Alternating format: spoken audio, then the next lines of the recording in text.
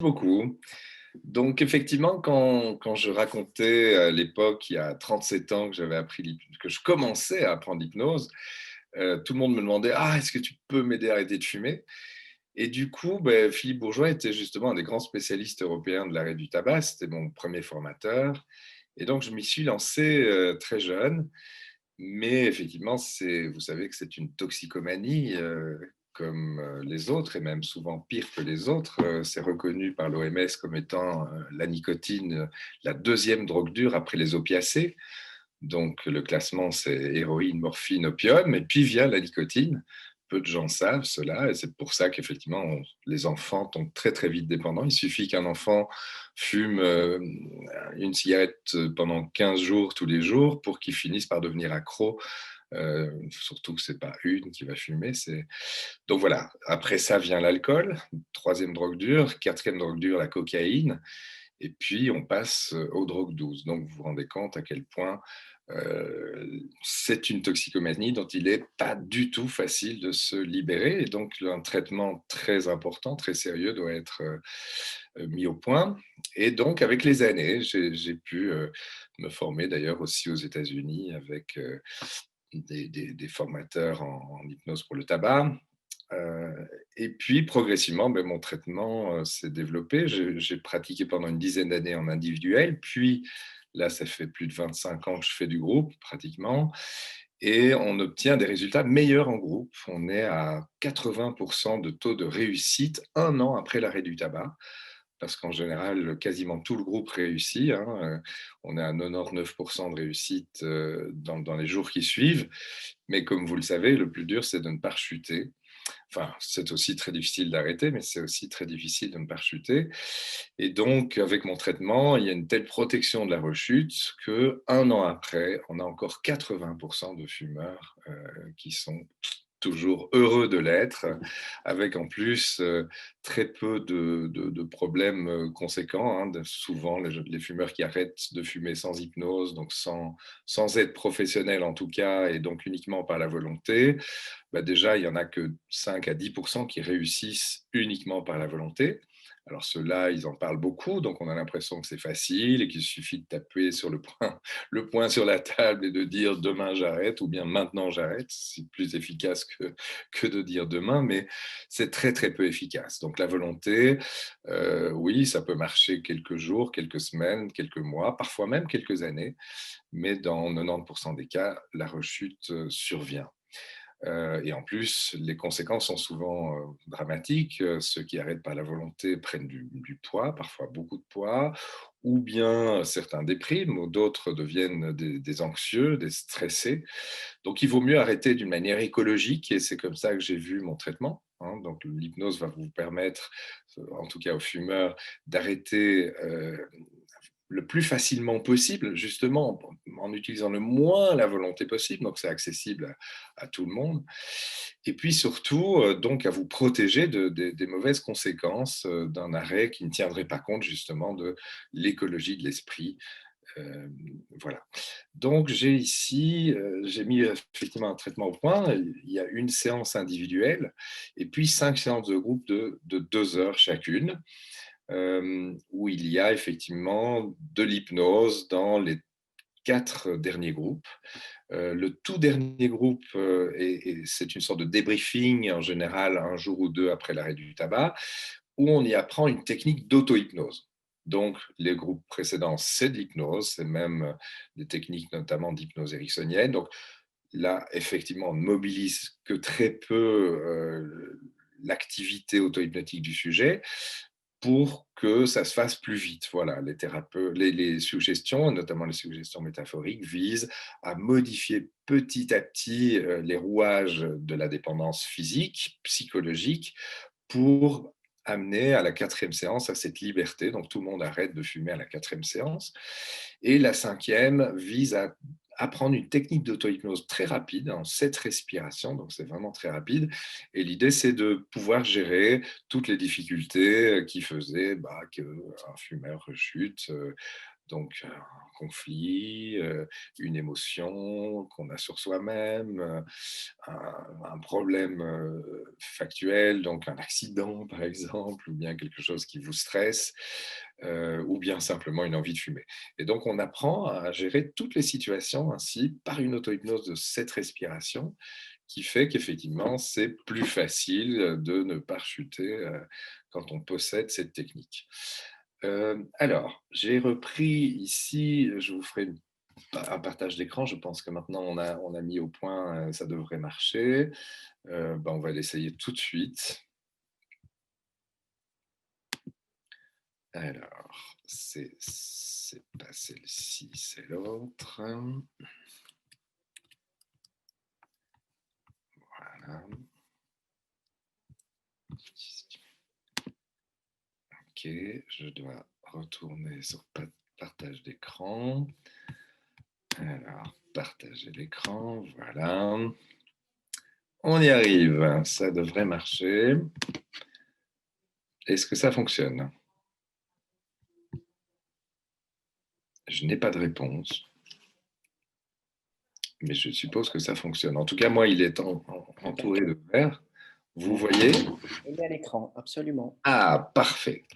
Alors, donc ici, c'est le syllabus que je donne, donc je forme en fait, ça fait maintenant 25 ans que je forme des professionnels en France ou ailleurs, donc pour apprendre à aider les fumeurs, pour les hypnothérapeutes, hein, les médecins et les psychologues et les hypnothérapeutes, pour qu'ils aident effectivement les autres fumeurs. Donc ici, il y a du détail qui n'est pas important, mais voilà. Ce qu'il est important de comprendre, en fait, c'est que l'hypnose va aider le fumeur non pas avec des médicaments, non pas avec des choses extérieures qui vont vous aider à arrêter, certes, mais qui ne vont pas vous apporter une confiance en vous. En réalité, le problème de la dépendance, c'est qu'on attribue à un produit extérieur, que ce soit le tabac, la cigarette, l'alcool, et toutes les autres dépendances qui existent. Hein. Donc, on attribue à un produit ou à un comportement, puisqu'on peut être addictif aux écrans, on peut être addict au sexe, à la nourriture, on peut être boulimique. Donc, on peut être addict à quelque chose d'extérieur qui vise à quoi? À gérer un état intérieur. Et en général, un état émotionnel, un état de stress, des pensées intrusives. Hein. On a souvent des personnes qui ont été traumatisées, qui ont des pensées intrusives et qui réagissent à ces pensées par, en fait, une modification de la conscience chimique. Donc, le tabac modifie chimiquement la conscience, hein, produit un état modifié de conscience. L'alcool, les drogues, la boulimie aussi, c'est un état modifié de conscience. Donc, c'est une forme d'auto-hypnose chimique ou comportementale négative, puisqu'elle a des conséquences négatives. Et je n'ai pas besoin de vous parler des conséquences négatives sur la santé du tabac, de l'alcool ou d'autres drogues. Hein. Et donc, l'idée de l'hypnose, c'est justement d'apprendre à modifier l'état de conscience de manière psychologique, et non pas par un verre d'alcool ou une cigarette. Donc, on est capable de modifier son état de conscience pour accéder à un état qui est bien plus agréable d'ailleurs que celui qui est donné par une drogue ou par une substance ou par un comportement. Et puis en plus, ça permet de n'avoir aucune culpabilité parce qu'en fait, la culpabilité entretient la dépendance. Ça, c'est un très gros problème. Hein. C'est un cercle vicieux dans lequel on est coincé. Alors que l'auto-hypnose, évidemment, ne produit aucune culpabilité. Elle n'a aucun effet secondaire négatif, que des effets secondaires positifs. Donc voilà, l'objectif va être qu'au lieu qu'un sujet qui ne se sent pas trop bien aille prendre soit une substance, soit un comportement extérieur pour se calmer intérieurement, pour étouffer en fait l'émotion. Hein. La fumée, c'est métaphoriquement un moyen d'étouffer ce qu'on ressent. Mais c'est aussi, du coup, cette auto-hypnose va vous apporter des ressources intérieures. Donc, partout dans le monde, où que vous soyez, jour et nuit, vous aurez toujours accès à vos capacités auto-hypnotiques. Tandis qu'un paquet de tabac, c'est pas toujours facile à trouver partout dans le monde, hein. Une bouteille d'alcool non plus, de quoi faire une crise boulimique non plus. Donc l'auto-hypnose, l'important, c'est que c'est une ressource intérieure. Donc on résout un problème intérieur, qui est le problème émotionnel, par une solution intérieure. Voilà, et à partir du moment où on est dépendant d'une solution intérieure, en réalité, c'est une dépendance qui donne toute liberté à l'individu. Donc l'auto-hypnose va permettre justement de gagner en autonomie, en indépendance. Et donc, pour faire court, 50% des suggestions hypnotiques vont viser à cette autonomie, à cette libération de la dépendance, et 50% vont conforter la réussite, prolonger la réussite en vous protégeant des rechutes. Donc, 50% vont vous aider à vous libérer, hein, c'est pour arrêter de fumer, et 50%, parce que c'est tout aussi important, je veux dire, ça ne sert à rien d'arrêter de fumer si c'est pour rechuter dans 3 mois. Enfin, si, ça sert quand même de se libérer d'un toxique pendant 3 mois, mais enfin, voilà, mon traitement va vraiment viser à vous protéger le plus possible de la rechute, à vous donner les outils nécessaires qui vont vous permettre de ne pas reprendre cette fameuse cigarette qui va en entraîner d'autres, hein. Donc on sait qu'il suffit d'une bouffée de cigarette pour rechuter, même si ça peut prendre 3 ans pour rechuter, on rechute dans 99% des cas. Donc tout ça, ça va être travaillé par hypnose, par suggestion en général indirecte. Vous savez que l'hypnose traditionnelle, bah, c'est guérissez, je le veux, hein. Ce sont des suggestions directes qui sont beaucoup moins efficaces que des suggestions indirectes qui vont par exemple augmenter la motivation. Donc, on est motivé, mais quand on réalise qu'on va gagner bien plus que ce qu'on pense, à ce moment-là, bah, la motivation est beaucoup plus importante. En arrêtant de fumer, vous perdez effectivement une dépendance, vous perdez quelque chose, une copine, hein, c'est une amie qui vous accompagne dans toutes les situations, dans les situations agréables comme dans les situations désagréables d'ailleurs, hein. Le tabac est utilisé aussi dans des moments cool, hein. Donc on perd quelque chose, on perd effectivement une sorte de compagne qui est toujours présente quand on en a en tout cas sur soi, puisque parfois on se retrouve sans et que c'est un peu dramatique, hein. Mais bon, il faut accepter cette perte pour gagner. En fait, on va tellement gagner, mais il faut en être conscient. Et puis il faut aussi que notre subconscient et notre inconscient soient conscient de tout ce qu'on va gagner pour que le changement soit beaucoup plus facile. On gagne tellement en fait à tous les niveaux, hein, psychologique aussi, la liberté d'esprit. Moi, mes patients me disent, depuis que je ne fume plus, je ne pense plus à la cigarette, je ne pense plus à ce fameux conflit entre la partie, le petit diable qui veut que je fume, et puis mon petit médecin intérieur qui me dit, mais non, c'est pas bon pour ton corps.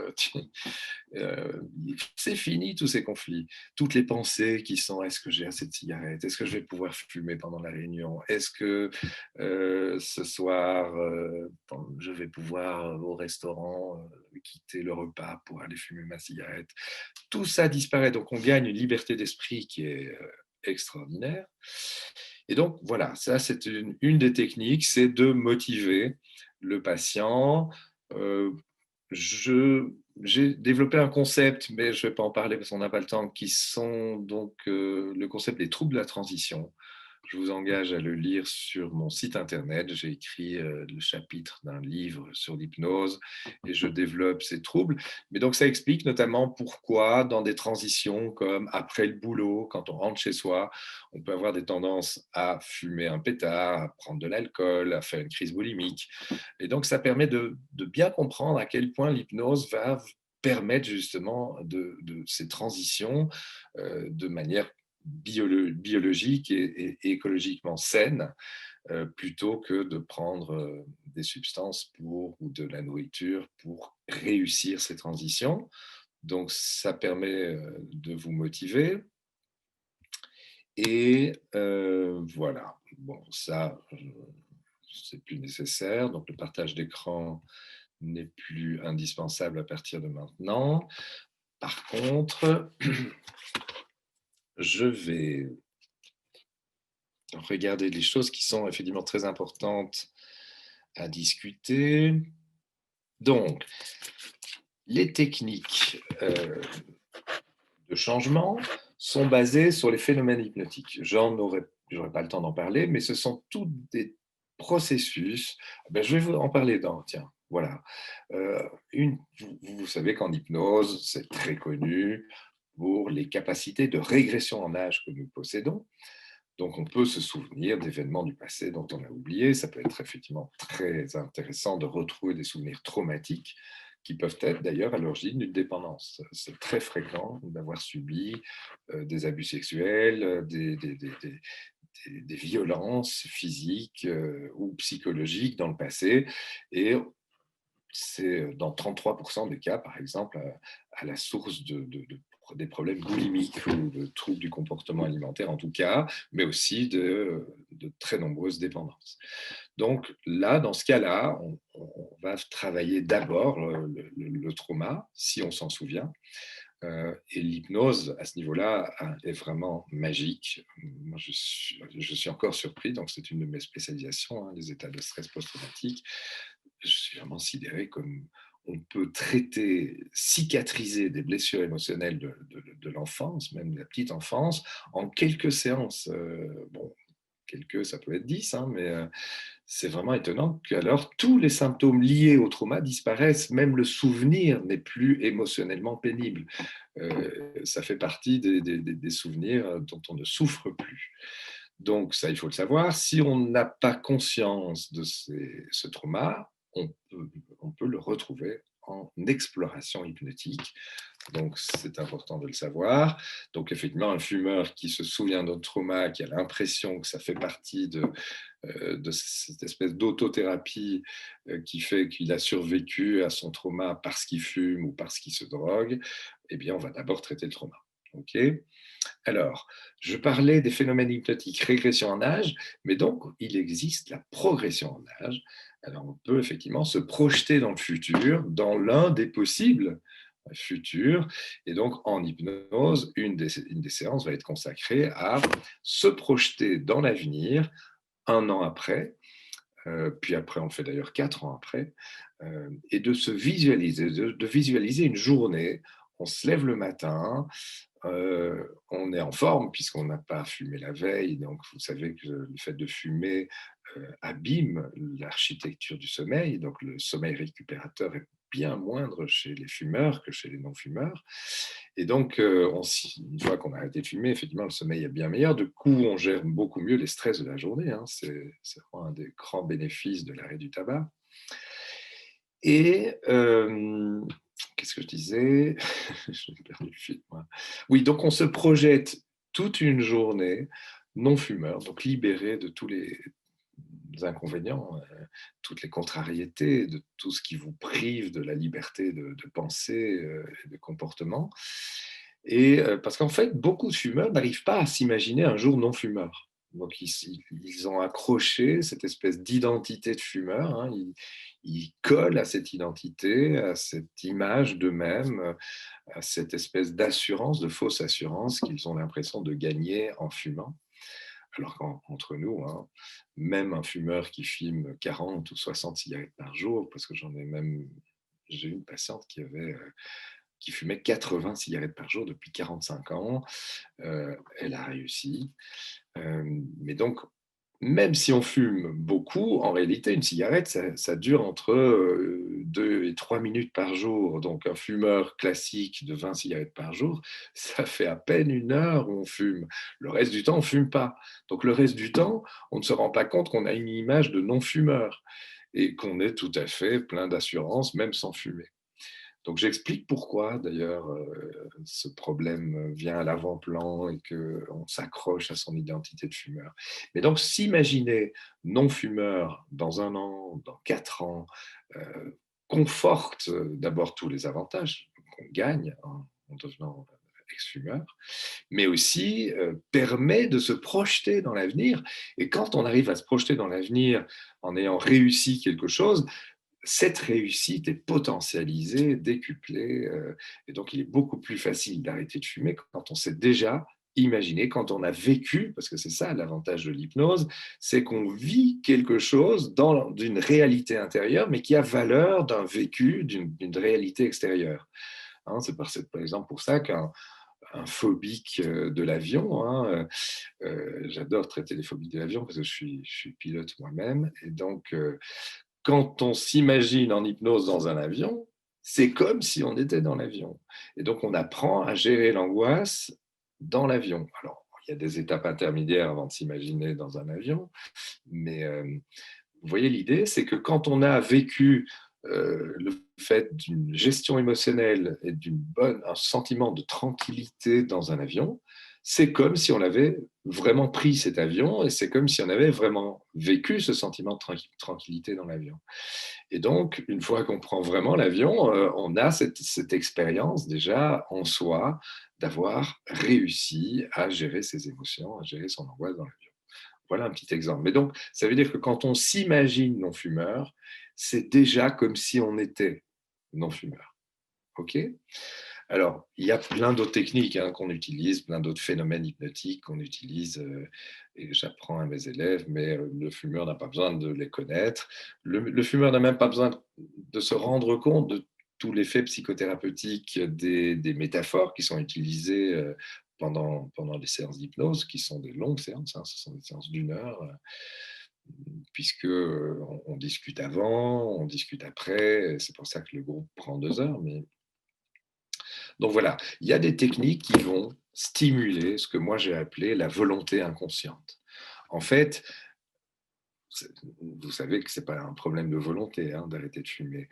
Moi, j'ai régulièrement des gens qui ont des volontés de faire, que ce soit professionnellement, que ce soit dans leur privé. Ils réussissent tout sauf ça. Donc, ils ont de la volonté pour tout, sauf pour ça. Bah oui, c'est normal, c'est une toxicomanie, donc c'est une pathologie à traiter. Et donc, c'est indépendant de la volonté. C'est pour ça qu'il faut développer ce que j'ai appelé cette volonté inconsciente qui va stimuler toutes les capacités de changement, d'épanouissement et de libération de la dépendance physique et psychologique, bien sûr. Alors, qu'est-ce que j'avais noté aussi d'important? Je vais peut-être laisser la place aux questions.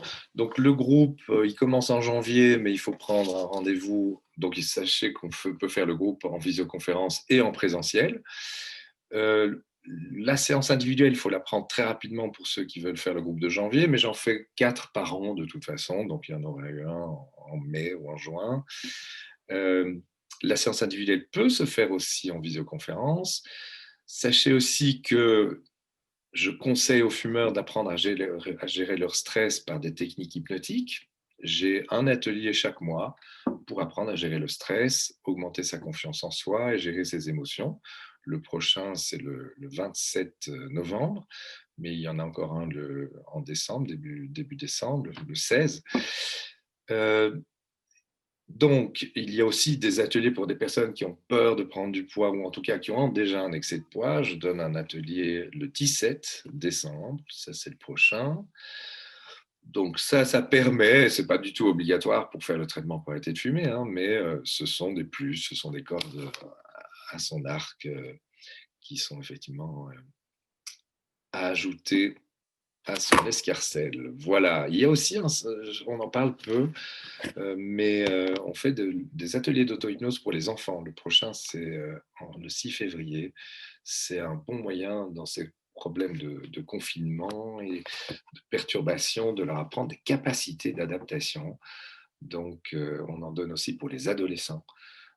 C'est effectivement très important, ça devrait être plus connu parce que les enfants et les adolescents n'ont pas nécessairement toutes ces ressources auto-hypnotiques pour gérer leurs émotions, leur confiance en eux, alors qu'en fait, c'est très facile à apprendre pour les enfants et les ados, puisqu'ils n'ont pas encore trop désappris l'hypnose, hein, comme beaucoup d'adultes, donc ils n'ont pas trop désappris l'auto-hypnose. Donc voilà, si vous avez des questions, je vous écoute volontiers. Merci Eric. Oui, oui, il y a des questions, effectivement. Oui. première question, c'est une question de dépendance à la nicotine. Hem, bon, effectivement, je vais prendre en tant que médecin généraliste, moi, comment je fais la différence entre des gens qui sont dépendants à la nicotine et des gens qui ne le sont pas? J'en avais conclu qu'il fallait poser une seule question, c'était: «Si vous ne deviez garder qu'une cigarette, laquelle garderiez-vous?» Si on me répond celle du matin, c'est qu'en fait, il y a une certaine dépendance à la nicotine puisque toute la nuit, ils n'ont pas fumé normalement et que donc ils sont accros le matin à fumer leur première cigarette. Alors, je ne sais pas si ça vaut ce que ça vaut, mais dans ces cas-là, effectivement, on a tendance à prescrire des patchs nicotiniques. Est-ce que dans votre cas, quand on fait de l'auto-hypnose, enfin peu importe la technique utilisée pour l'arrêt du tabac, est-ce qu'on inclut dans ça les gens qui sont vraiment dépendants à la nicotine, des patchs Oui, ou tout à un fait. problème de dépendance Tout à fait. Je suis médecin, donc c'est clair que l'aspect physiologique pur est très important. On n'est pas tous égaux devant la cigarette. Donc, je fais passer un test écrit, hein, le test de Fagerström, qui permet d'avoir une évaluation de la nicotine-dépendance. Et au-delà de 6 sur 10, je recommande les patchs de nicotine. Ce n'est pas du tout obligatoire, ça n'augmente pas le taux de réussite. D'ailleurs, on a fait une comparaison. Ceux qui ne prennent pas de patch et ceux qui les prennent réussissent tout autant. Par contre, ça augmente le confort. Donc, c'est clair que le jour J, le jour où ils arrêtent de fumer, on arrête de fumer le matin du quatrième jour. Ceux qui mettent des patchs parce qu'ils sont très nicotinodépendants, donc ça veut dire qu'ils vont sécréter beaucoup d'adrénaline, hein, c'est une question de sevrage, eh bien, effectivement, je leur conseille de coller un patch le matin, en fonction d'ailleurs du nombre de cigarettes qu'ils fument et de la vitesse avec laquelle ils les fument. On fait une évaluation. Et du coup, ça améliore le confort, ça diminue l'irritabilité, etc. Oui. OK. Alors est-ce que dans les différents, types de patients que vous allez, inciter à arrêter de fumer, il y a une différence entre les jeunes fumeurs, donc disons ceux de moins de 25-30 ans et puis ceux qui ont toute une vie de tabagisme derrière eux? Est-ce que vous avez remarqué que vous arrivez plus facilement à faire arrêter de jeunes fumeurs que de faire arrêter des fumeurs après toute une vie? Alors, eh ben, c'est variable. Donc, les fumeurs jeunes, en général, sont moins motivés, parce qu'ils sont moins conscients du risque de maladie, ils ont moins peur de la mort, donc ils sont moins motivés. D'un autre côté, comme ils fument depuis moins longtemps, c'est quand même plus facile pour eux d'arrêter. Donc c'est variable. Et puis voilà, il y a des personnes qui fument depuis 40 ans qui sont plus motivées, mais d'un autre côté, ils ont tellement d'automatismes. Fumer, en fait, produit des automatismes auto-hypnotiques. C'est d'ailleurs pour ça que l'hypnose est très utile, c'est qu'elle va déconditionner des fonctionnements automatiques, auto-hypnotiques négatifs du fumeur. Mmh. Oui, c'est vrai parce que nous, en tant que généraliste, on nous dit toujours: «Bah, ça sert à rien d'essayer de faire arrêter de faire d'essayer d'arrêter de fumer chez quelqu'un qui n'est pas motivé pour le faire». Donc il faut d'abord qu'il vienne vous dire: j'ai envie d'arrêter de fumer Oui, pour telle ou telle raison» et à ce moment-là, on peut commencer un dialogue. Si c'est vous qui venez lui dire: «Attention, si vous arrêtez pas de fumer, dans 10 ans, vous serez un BPCO sévère», heu, a priori, vous n'obtenez pas de résultat. Maintenant, je suis heureux de voir que mais il faut le dire. Figurez-vous que la motivation d'un fumeur, ça prend parfois des années, mais elle se fait grâce justement aux médecins et à l'entourage, ou en tout cas aux gens bien avisés qui arrivent à donner des bonnes idées au sujet. Et chaque avis va s'additionner. À un moment donné, le sujet va se dire, bon, allez, j'essaye. Par contre, étonnamment, avec l'hypnose, on n'a pas besoin d'être très motivé pour réussir. Ça, c'est vraiment surprenant. Avant, je n'acceptais que les gens motivés. Maintenant, j'accepte presque tout le monde. Et ça, c'est étonnant. J'ai des gens qui viennent, qui disent: «Ouais, bon, ma maman veut que j'arrête». J'ai eu comme ça une mère de 40 ans et qui avait emmené son fils de 20 ans et qui dit: «Je veux qu'il arrête aussi parce que c'est terrible. Regardez, moi, ça fait 10 ans que j'essaie, j'y arrive pas. Donc je veux qu'il arrête». Et puis quand je le vois en aparté, il me dit: «Bah, non, moi, j'ai pas de problème. Je voilà, j'ai pas de raison d'arrêter». Et mais je vais le faire parce que ma mère y tient. Je dis: «OK, bah, tu verras comme ça ce que c'est que l'hypnose, tu verras, c'est sympa, c'est agréable, et puis ce sera une capacité que tu vas utiliser peut-être dans d'autres domaines, pour étudier, et donc je tombe d'accord, on tombe d'accord, il va le faire juste comme ça». Et puis en fait, il a réussi. Quand, 1 an après, donc on demande à tout le monde: «Tiens, est-ce que vous avez réussi?» Il nous a dit: «Bah oui, c'était tellement facile d'arrêter. J'ai vu que ma mère, c'est tellement difficile et en écoutant tous les fumeurs qui étaient au groupe, je me suis rendu compte de toutes les maladies, de tous les problèmes que ça causait. Donc comme c'était facile d'arrêter, j'ai continué d'arrêter». Donc voilà. Donc depuis lors, j'accepte un peu tout le monde. Parce qu'en fait, l'hypnose va augmenter tellement les motivations. Donc même si on n'a qu'une petite motivation, elle va tellement augmenter. Parce que l'hypnose, c'est une sorte de loupe, en fait, hein. Donc c'est comme si on regardait quelque chose de très près, mais donc ça veut dire qu'elle augmente aussi une capacité qui est petite. Voilà. C'est vraiment très intéressant ça. Taba tabacologie telles qu'elles sont, enfin, que ce soit de l'hypnothérapie, que ce soit de la thérapie, est-ce qu'elles sont remboursées par l'INAMIS? Un certain nombre? Est-ce que vous avez une notion Alors si oui, en tant que neuropsychiatre, donc ma consultation, la première consultation, donne un remboursement de 70 €. Donc c'est effectivement, déjà ça. Il y a mmh une partie personnelle que le patient doit payer aussi, mais et puis pour les séances de groupe, malheureusement pas. Mais bon, ceci dit, c'est vite remboursé, hein. Donc ça coûte, je crois 75 € une séance de groupe. Faites le compte, ça fait, on a calculé qu'au prix actuel du tabac en Belgique, si ça coûtait le traitement entier coûte, 80 paquets de cigarettes. Donc vous voyez, c'est un investissement, rapidement remboursé, hein. Alors, encore 2 petites questions, enfin pour l'instant. En ce qui concerne les rechutes, une fois que le patient est sevré, qu'il est soi-disant déshabitué ou guéri de ses habitudes tabagiques, est-ce qu'il faut entretenir un suivi régulier pour qu'il ne retombe pas? Ou bien, a priori, il vous dit: «Voilà, ça fait 3 mois que j'ai plus fumé une cigarette», vous vous arrêtez là ou vous essayez malgré tout d'entretenir des suivis, chez vos patients? Alors, le suivi est totalement libre. Donc, comme on est un centre de 14 hypnothérapeutes, on en a plusieurs effectivement qui se sont spécialisés dans les dépendances. Et donc, dès qu'il y a une difficulté, il suffit qu'ils prennent un rendez-vous. Ensuite, ils peuvent très bien revenir au groupe suivant, qui est en général 3 mois après, pour refaire une sorte de petite piqûre de rappel, hein, comme on dit, se remettre dans le bain. Hem Voilà, et à moindre prix, comme ça, chacun est vraiment, libre, et quand on rechute, il suffit de refaire le groupe une deuxième fois pour obtenir, plus de 95 de taux de réussite. Donc ça vaut vraiment la peine de faire le traitement une deuxième fois, on en profite encore mieux. C'était ma dernière question. C'était vos statistiques de réussite. Après combien de rechutes? Enfin, je veux dire, s'il y avait un crescendo, 1 rechute, 2e rechute, 3e rechute, est-ce que vous augmentiez Oui, votre taux statistique de réussite? oui. D'ailleurs, c'est une bonne information à donner parce que plus on a de rechutes derrière soi, même avec d'autres méthodes, hein, que ce soit l'acupuncture ou d'autres méthodes, plus un fumeur a rechuté dans sa vie, plus il a de chances de réussir le traitement par hypnose, parce qu'en fait, l'hypnose capitalise tout ce qu'on a appris et on apprend de ses erreurs, hein. D'ailleurs, on n'apprend que de ses erreurs. Oui, c'est très intéressant ça. Donc il ne faut jamais désespérer en conclusion. Ah, ça, c'est sûr. Voilà. Bon, beh, écoutez, merci beaucoup. Je vais passer la parole à Isabelle Watts, que vous connaissez et qui vous connaît d'ailleurs. Et ça va être très complémentaire d'ailleurs, hein, ce que vous leur Oui, vous racontez. complètement.